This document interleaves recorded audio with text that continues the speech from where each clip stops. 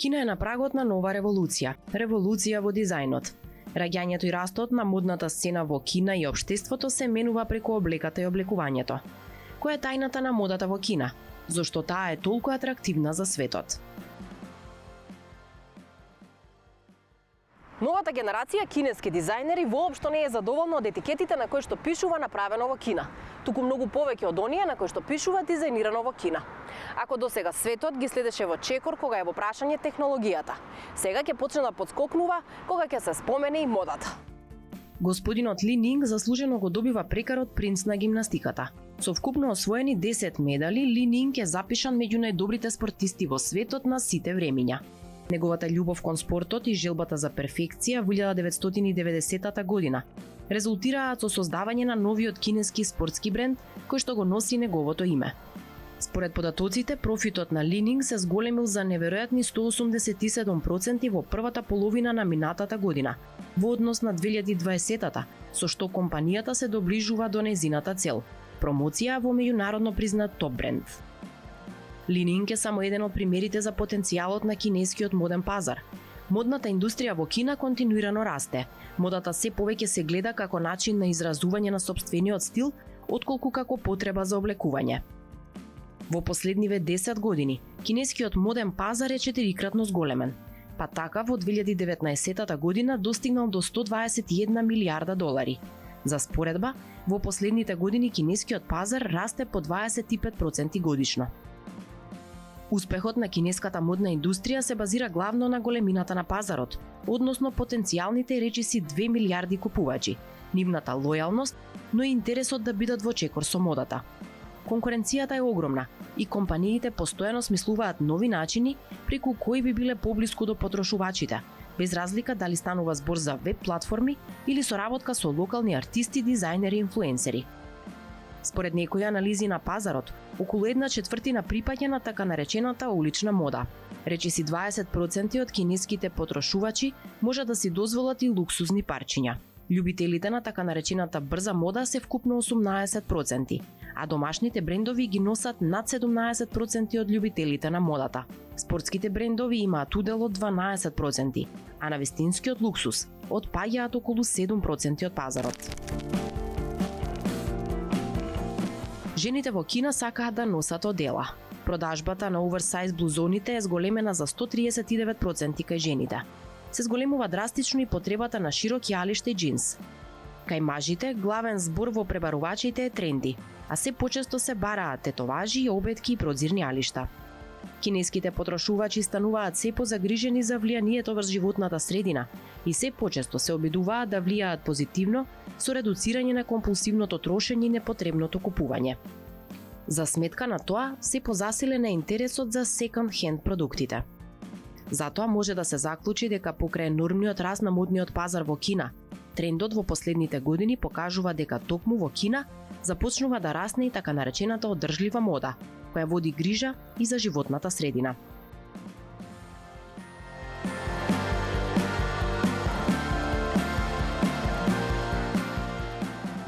Златко Јовановски или JZJ е познат македонски дизајнер кој што веќе неколку години со своите креации ги поминува границите на Македонија. Се почнува тивко кога пејачката Ава Макс се сликаше во негов фустан за насловната страница на магазинот Her World.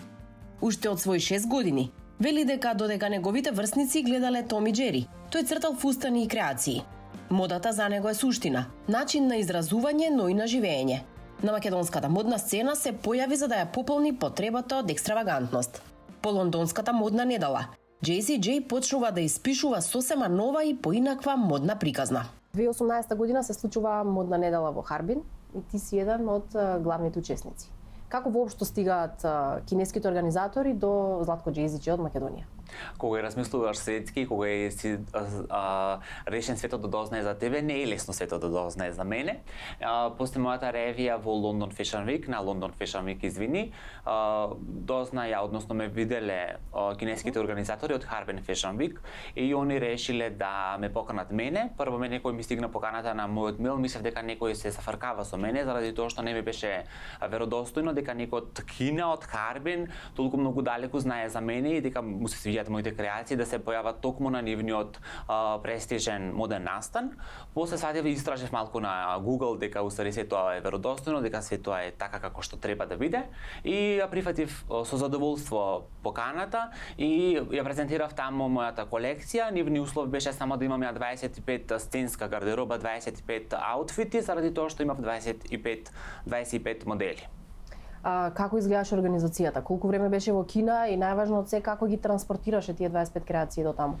Знаете како, ја заради тоа што често патувам со моите креации, некако се тоа знам да го вклопим, при тоа патувавме со, мислим нормално со авион, ја и мојот асистент и дел креациите беа кај нив у куфер, дел беа кај мене во куфер, некако се склопивме и пак е тоа сценска мода, не патував со онакви широки креации, мислим со кринолини. Сакам да кажам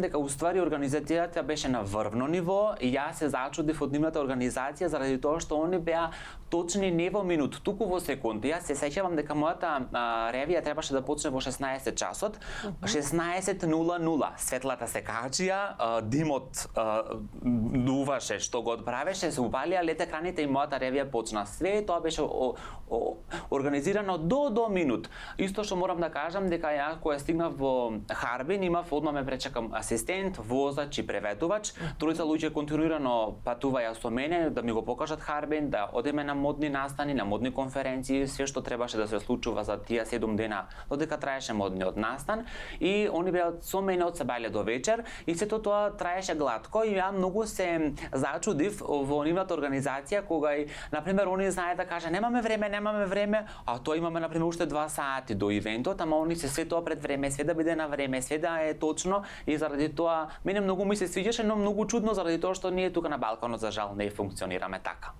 Јас имав прилика да видам неколку видео и фотографии како реагира организаторите, луѓето кои што беа дел од тој настан на тебе.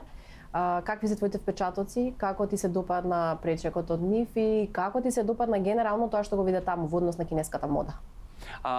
Ние на ивентот бевме, односно на модната недела имаше 3 дена реви, другите 3 дена имаше модни конференции, глобална мода или некои совети од врвни модни експерти. Да се задржам на 3 дена кога имаше реви, деновите кога имаше реви од различни дизајнери од ширум светот, од Сингапур, од Азија, од азиските земји, од Мидл Ист, од сегде. И сакам да кажам дека сите они презентираја нивна мода што ја презентираат локално нели кај нив и морам да кажам дека различна е модата заради тоа што секој има различен пристап на таа висока мода, секој има различен пристап и различен стил, но сите тие беа одбрани да бидат врвни и да бидат многу квалитетни и да презентираат нешто ново. Сите ние бевме посебни еден секој за себе. Од друга страна морам да кажам дека претходно организацијата во која се работи за шминка, за фризура, за модели, ништо околу тоа немаше доцнење и ништо околу тоа немаше застој заради тоа што доколку ја имав 25 манекенки, они имаја секој свој шминкер и фризер, значи 25 шминкери, 25 фризери, 25 пара штикли, 25 фотографии, секој си имаше свој задача и секој си имаше свој тер како тоа треба да функционира. Сите имавме посебни соби у позадина, кај што се одржуваше фитингот, така да организацијата како организација беше стварно безпрекорна. Каков одзив има твоите колекции во тамошните медиуми или генерално во медиумите кои што беа дел од Харбин Fashion Week? Ја бев многу среќен, ја може знаеш, може не знаеш, ја имам огромна, немам никогаш трема кога станува збор за камери, за светла мене тоа ми одговара, јас сум лав во хороскоп и мене све тоа ми е супер и окей, но ја прв пат сум имал трема на моето прво интервју пред 10 години, не знам, и втор пат сум имал трема кога и после ревијата ми зеде асистентката, ми рече дека има посебна соба кај што ќе треба да давам интервју снимано и после истото треба да биде пишано. И ја прашав за кој медиум е, онака, и они ми рекоа дека тоа е за Vogue. Мене Vogue Кина ме објави, имаше вајда пофални зборови, усади не вајда, туку имаше пофални зборови за мојата колекција, за мене како дизајнер и тогаш ја прв пат у мојот живот, односно втор пат имав трема пред камера заради тоа што давав интервју за Vogue и една моја голема желба ми се исполни за да еден млад дизајнер како мене да биде во Vogue спомнат и да има позитивни коментари Vogue за мене. А од друга страна морам да ви кажам еден интересен факт, кога траеше ревијата на сцена, кинезите и нивната нашата култура немаат култура на аплауз, туку они ако нешто им се допаѓа важат телефони, а ако нешто не им се допаѓа знаат да викаат јавно значи како тоа е као против. И јас се зачудив заради тоа што како пак ќе кажам како лав хороскоп и некој со круна на глава да нема аплауз со толку многу голема публика е фрка и проблем. Но после организацијата и моите асистенти, мојот преведувач ми објаснија дека уствари во Кина е таква културата и дека чим имало толку многу блицеви и телефони вперено во мене за снимање, значи сум завршил добра работа и бев многу среќен. Кажи ми, дали Harbin Fashion Week отвори некакви нови перспективи, некакви нови познанства, некои нови пазари? Ми отвори дефинитивно многу големи познанства заради тоа што ние дизајнерите бевме сместени во 3 фини хотели и сите се дружевме се на конференциите исто така и дизајнерите меѓу себе збориме. Имав после понуда да имам ревија и во Барселона, имав понуда да имам ревија и на Berlin Fashion Week, така да различни контакти од различни градови, односно различни земји како значат многу за уметник како мене. Бизнисот не би рекол дека ми се проширил заради тоа што ипак ние таму сме презентирале уметност, презентиравме не секојдневна мода и нешто што е раскошно и нешто што е сценски. За крај само кажи ми каков ти е впечатокот генерално за кинеската мода, за кинеската традиција и за таа една сосема поинаква цивилизација од се што гледаме ние околу нас? Многу шокантно за нас, многу различно за нас, но ја како човек космополит кој што ги прифаќа различните култури, така како многу ми се свиѓа, сметам дека они си има нивната култура и нивниот начин на функционирање си има нивни драж и за нас е тоа пак ќе кажам можеби шокантно, но и така интересно и секој треба ако има прилика да отиде и да види да го осети тоа директно таму. А модата во Кина, ја кога бев во Харбин, они углавном се облакаат топло заради тоа што таму е премногу ладно и континуирана температура -30, во ледениот град кога бевме беше -40, значи тоа се температури не баш, за нас несвојствени, додека пак во бев во Гуанжо нормални температури, но луѓето се многу по украсено облечени, односно во многу повише бои, во некои широки кроеви, некои чудни кроеви, што кај нас секојдневната мода не е таква. Она што за новата генерација на кинески дизајнери е етикета на која што пишува дизајнирано во Кина. За Златко Јовановски е етикета на која што пишува дизајнирано JZJ. Модната недела во Харбин можеби не му отвори нови пазари, но сигурно му потврди дека она што за некого е кич, за друг може и е висока мода. Ако овој лав во хороскоп некогаш воопшто се замислил дали е на вистинскиот пат, Харбин му потврдил. Кинеската култура не дозволува, но македонската инсистира.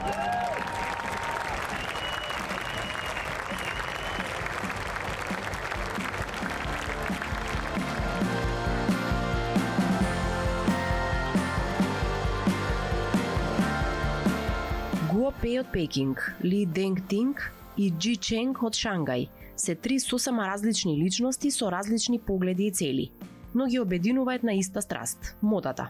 Тие се дел од новата генерација кои сакаат да станат препознатливи и нивните дизајни да експлодираат на сцената. 我是第一个做的，第一个做定制，第一个做高级时装。我一开始做这个品牌的时候，并不是就是说我就是想要把它做一个品牌，而是我自己想要做几件衣服，然后自己穿，那是一个兴趣。这个你是在别的地方找不着，可是我又能搭出自己的范儿出来。 Студиото на Guo Pei одвнатре изгледа навистина ексклузивно. Тоа е домот на еден од најдобро етаблираните брендови во кинеската висока мода. Модните фантазии на мега богатите Guo Pei ги претвора во реалност. Нејзиниот пат кон звездите започнува со дизајнирањето на облеката за летните Олимписки игри, пошто останува барана од бројни обожаватели како Лејди Гага, кои уживаат во нејзините креации. За себе вели дека е девојка која верува во невозможното и верува во бајки. Guo Pei е име во модната индустрија во Кина. Нејзиното 20-годишно искуство и дава кредибилитет да направи осврт на случувањата на оваа неверојатна сцена. 我看到了中国的时尚的诞生，时尚的成长，我也看到了很多社会的改变。从衣服的这个角度看，我们成为了中国第一届服装设计专业的学生。82年开始，我记得是教我们画画的是工艺美院的老师。我们那时候的题目还有说什么叫时装。现在我觉得你随便在街上，随便拉个小孩子，你问他，他都能解释得了。 Незиниот рецепт за успех е напорна работа и внимание на сите детали. Понекогаш црта и по 20 скици на ден, бидејќи убедена дека нема скратен пат до успехот. Не смеете да бидете мрзеливи доколку сакате да напредувате. Свилениот фустан од рози на Гуопе е бесценет. Бил инспириран од приказните за кралици и палати кои ги раскажувала незината баба. Розите како оваа пред многу векови, во времето на династијата Чинг, биле статусни символи. На овој фустан Гуопе има поставено 5000 цветови. Секоја незина креација е уметничко дело. Нежна, посебна и пред се спектакуларна. Гуопе има тим од 450 вработени, а незината следна цел е освојување на пазарот на дизајнерски свадбени фустани. Овие два фустани ги дизајнирала врз основа на свечената облека од времето на династијата Чинг. Машката и женската креација се покриени со 400.000 бисери. Таа одлучила да отвори своја прва продавница во Шангај, што е незина прва поголема инвестиција од овој тип. Според податоците на свадбените церемонии во Кина се трошат 57 милиарди долари годишно. Гуопеј во своите креации главно користи најквалитетни материјали увезени од Италија, Франција и Шпанија, но никогаш немала намера да стане познат интернационален креатор и да ги освојува меѓународните пазари. Туку незин примарен интерес бил домашниот. Извонредниот прием на незината ревија на отварањето на новиот бутик во Шангај, Гуопеј се надева дека ќе го означи стартот на нов тренд на свечена облека за свадби во Кина.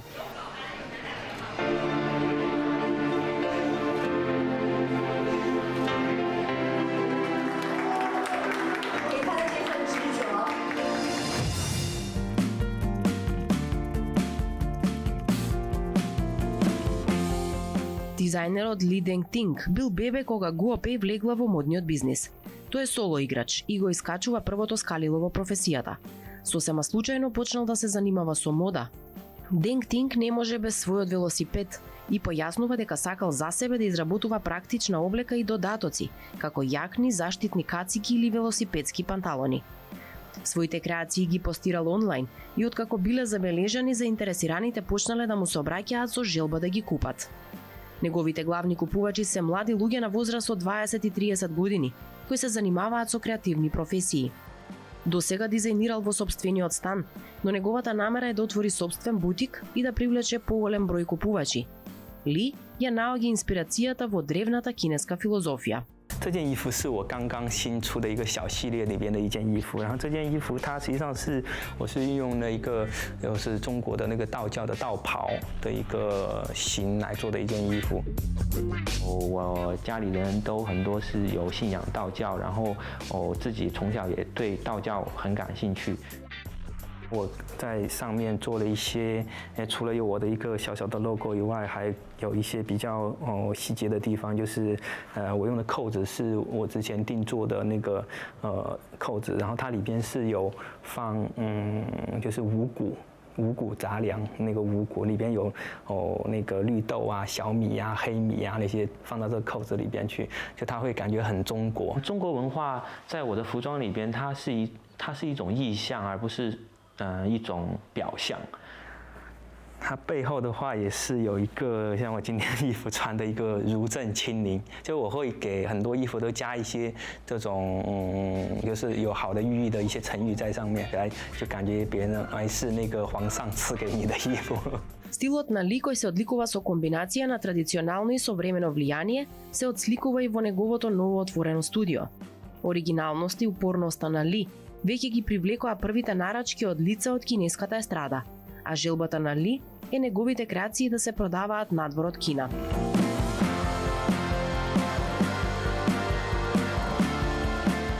Джи Ченг има сосема поинаков старт и поинакви цели од незините колеги. Како млада заминала надвор за да студира, а незиниот занаед го научила во Милано. Пред да се врати дома во Кина и да основа сопствен бренд, Ченг работела за повеќе дизајнерски куќи во Европа. Во 2002 година ја основала компанијата Лави и сега има бутици во повеќе шопинг центри во Пекинг и Шангај, а незините креации се продаваат и во Кувајт и Сеул.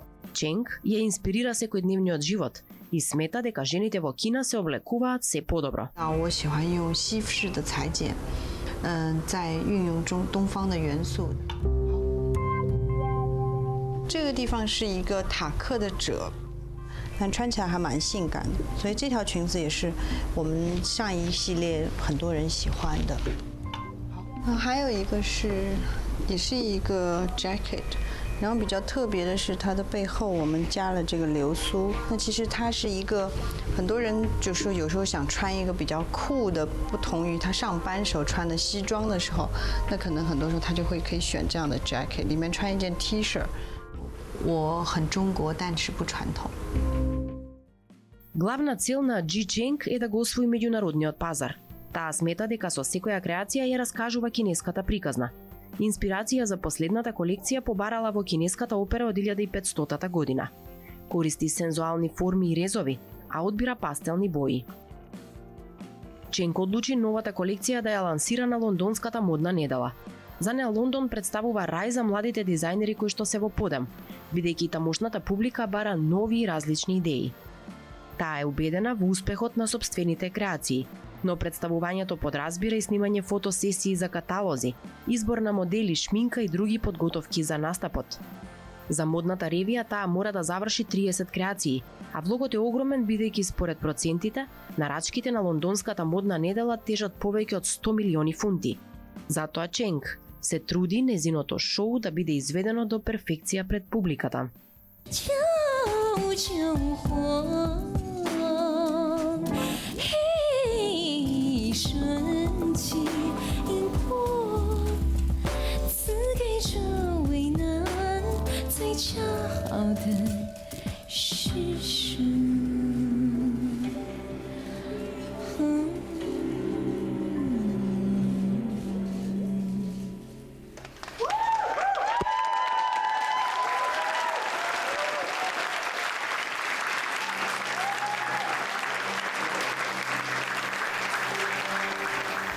Може би пред 30 на години во Кина професорите го поставувале прашањето што е тоа мода, но овие дизајнери сега ги креваат кинеските брендови рамо до рамо со западните.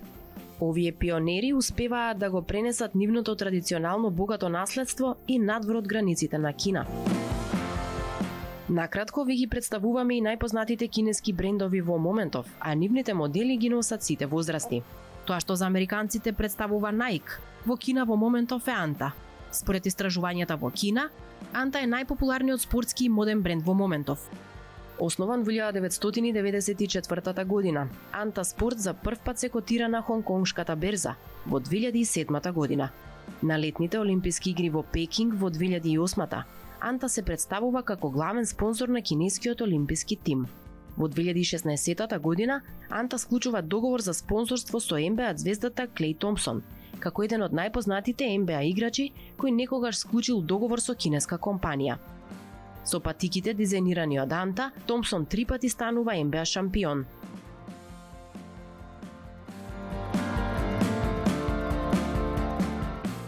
GMBY е водечка кинеска дизајнерска модна куќа за брендови. Тие дизајнираат, промовираат и продаваат современа облека, обувки и модни додатоци, но и производи за домаќинството. Главната тканина со која работат е ленот, а нивните продавници и производи ги красат чистиот, едноставен и удобен стил. Компанијата е основана 1994 година, а нивните модели може да свати во Москва, Јапонија, Сингапур, Канада, Тајланд, САД и Франција. ЕП или Елегант Проспер е бренд кој постои повеќе од 30 години. Основан во 1988 година, ЕП постепено го гради својот уникатен бизнис модел, вклучувајќи и привлекување на странски капитал и таленти за унапредување на дизајнот, при што се таргетира високата мода, но и секојдневната облека. Елегант Проспер свој бутици има во повеќе европски земји и символизира урбан стил за модерната бизнис жена.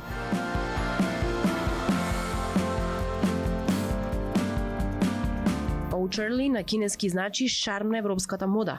Кинески бренд кој главно се фокусира на своите купувачи да им понуди европски стил. По долги години на развој, брендот успеа да воспостави репутација на дизајнирање елегантни и женствени фустани, но и секојдневна облека. Тоа што се Zara, H&M и Gap во Европа, во Кина е Urban Revivo. Нивниот комерцијален успех и во Кина предизвика интерес за копирање на бизнис моделот и создавање на сопствен кинески бренд за брза и ефтина мода. Urban Revivo е најуспешна компанија, а луѓето често го нарекуваат кинеската алтернатива на Zara. Првата продавница е отворена во Гуанжу, а денес има вкупно 160 низ цела Кина. Кина е непресушен извор на инспирација, на човечки потенцијал, но и огромен пазар кој нуди извонредни можности. Кинеската модна сцена се наметна на светот како најатрактивна и онаа која диктира што ќе биде модерно во следната сезона.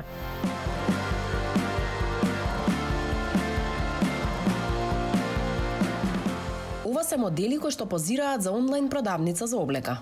Во една минута менуваат 30 пози. Кинеските модели немаат време за губење кога станува збор за оваа работна позиција. До 2015 година време за губење немаше ниту македонскиот модел Ана Калачовска. Цели 7 години. Својот бук го полнеше со фотографии со работки во Кина. Ова е нејзината модна приказна од кинеска територија. Ана, ти си една од ретките македонски модели која што има работно искуство и во Кина. 2007 година заменуваш прв пат таму. Како воопшто дојде до идеја да работиш во Кина? Искрено, прво бев во Милано, 2 години бев во Италија и беше секако малце на шала, ќе го кажеме, да направам портфолио, да направам фотографии, бук, да средам, отидов за Шангај. Ми беше шок прв пат кога стигнав таму, пошто све сосема различно. Меѓутоа, искрено, прв пат откако отидов таму, до 2015 не помислив на друг пазар.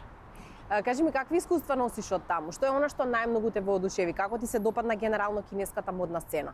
Модната сцена е феноменална, значи има буквално за секој се да најде. Значи сите светски дизајнери работат таму, имаат многу добри и кинески дизајнери со кои што соработував. Од друга страна, работната етика е, мислам дека нешто што највеќе впечаток ми остави кај нив. Што беше она што е толку специфично кај тебе за да му се допадне на тој кинески пазар? Не знам дали се гледа на камера, ама многу сум бела.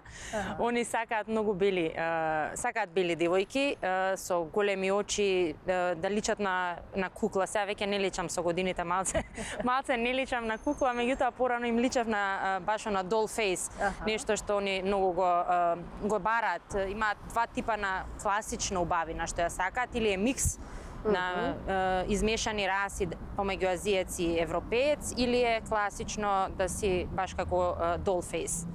Веќе 7 години како си вратена од Кина, меѓутоа сигурно се сеќаваш како изгледаше еден работен ден во Кина? Напорно, искрена.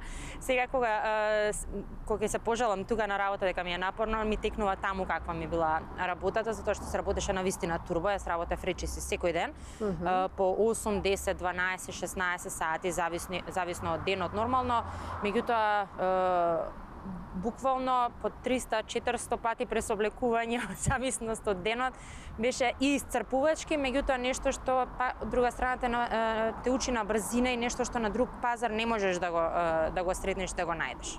А ти во еден неврзан муабет многу одамна имаш споменато дека кинезите бараат одредена количина на пози кои што треба да ги направиш во одреден временски период. Како изгледаше тоа? Колку се тоа пози кои што треба да ги направиш?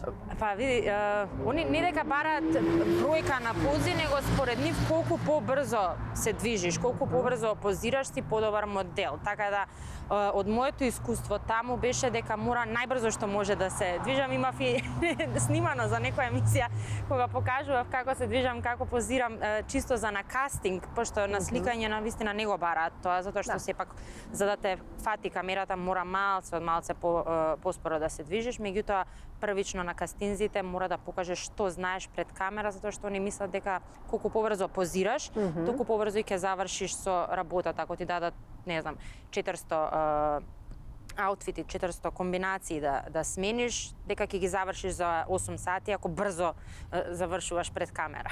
Како ти се допадна останатите аспекти од Кина? Нивната храна, технологијата, генерално градовите како изгледаат, начинот на живот, општеството, какви се кинезите како луѓе?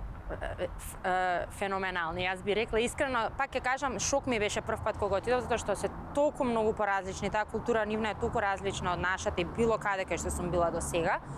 Меѓутоа, работната етика што ја имаат, ја нема никаде во светот. Значи, навистина се знаат да кажат луѓето дека се како мравки, меѓутоа они се толку многу вредни и се што заработуваат, го заработуваат, не чекаат од никого ништо. Од друга страна, се многу интересен народ. Прв пат кога отидов им беше чудно дека сум белец таму. Мали деца и плачеа од мене кога ќе ме видат на улица. Меѓутоа, Кина како Кина, општо, јас сега викам ми е жал само што се вратив. Јас сум заљубена и тоа е, мислам дека една од ретките земји каде што би се вратила и би живеела веројатно во иднина. Имаше ли прилика во деновите кога немаше професионални обврски да прошеташ, да видиш нешто друго од Кина? И во кои градови беше? Главно бев стационирана во Шангај, таму бев најдолг дел од тие 8 години кога престојува во Кина. Имав можност нормално да отидам и до Ханџо, што е тука на 2 сати со кола од Шангај, исто од поголемите градови, во Гуанџо, што е третиот најголем град во Кина, индустријскиот центар, таму бев исто неколку месеци. Немав многу време да шетам, затоа што навистина и премногу работев, меѓутоа па со работата имав можност да прошетам кога сликав на локации, па бев на Шиамен островот да сликам, каде што беше фасцинантно дека луѓето ја знае Македонија, таму ретко кој знае каде се наоѓа Македонија, они го гледале пред дождот филмот, па им беше фасцинантно дека има човек што доаѓа баш од таа земја од каде што е филмот, и тој остров ми остави најголем впечаток, би можела да кажам, затоа што нема коли, све со запрежни возила, баш како застанат во времето.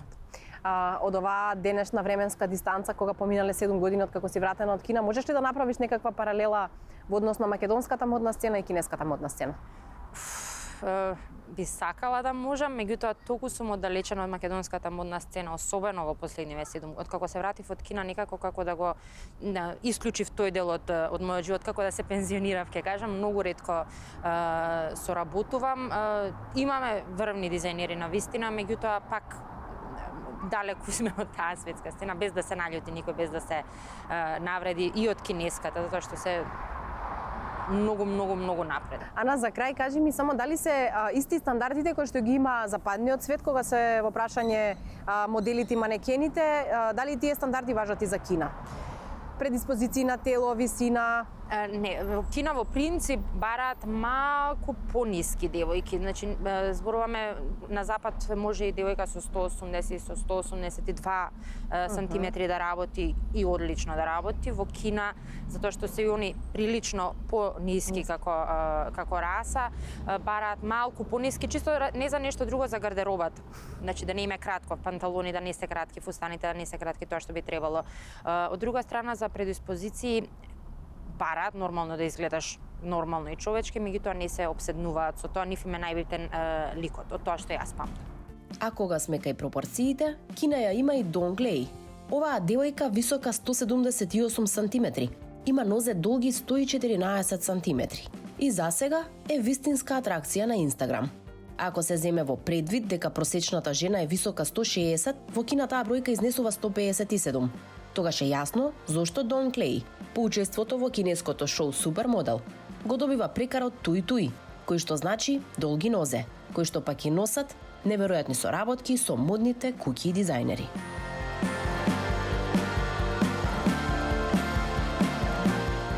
Покрај австралиските модели кои заедно со американските и британските се број 1 во светот на модата, и кинеските модели постигнуваат огромен успех на модните писти и на насловните страници.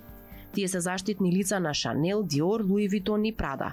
Угледниот Vogue неодамна состави листа на најпознатите кинески топ модели кои се атрактивни во светот на модата. Кога станува збор за титулата најпознат кинески модел, Лиу Вен без сомнение е најсериозниот кандидат. Испишувајќи историјата во 2009 година како прв модел од Кина кој настапил на шоуто на Victoria's Secret. Во 2013 година, како прв модел од Азија, Вен се искачува на топ листата на Forbes, на која се наоѓаат 5 најплатени модели во светот. На Инстаграм има над 5 милиони следбеници, а реализира бројни кампањи за Calvin Klein, Роберто Кавали, Оскар де ла Рента, Hugo Boss, Estée Lauder и други топ брендови. Минг Си, родена во Шангај. Првиот договор Кси го склучува со Живанши и настапува на нивното шоу на висока мода пролет-лето 2011 година. Вистинската интернационална слава ја стекнува во 2013-та, станува дел од модното шоу на Victoria's Secret. Кси е заштитно лице и на Шанел.